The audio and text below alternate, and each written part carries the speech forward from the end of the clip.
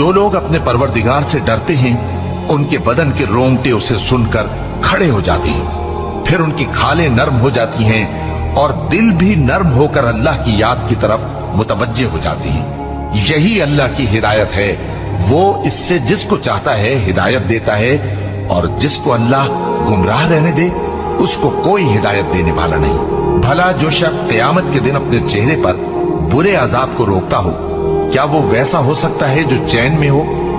और जालिमों से कहा जाएगा कि जो कुछ तुम करते रहे थे अब उसके मजे चखो। जो लोग इनसे पहले थे उन्होंने भी तकजीब की थी, तो उन पर अजाब ऐसी जगह से आ गया कि उनको खबर ही न थी। फिर उनको अल्लाह ने दुनिया की जिंदगी में रसवाई का मजा चखा दिया, और आखिरत का अजाब तो बहुत ही बड़ा है। काश ये समझ रखते। और हमने लोगों के समझाने के लिए इस कुरान में हर तरह की मिसालें बयान की हैं ताकि वो नसीहत हासिल करें।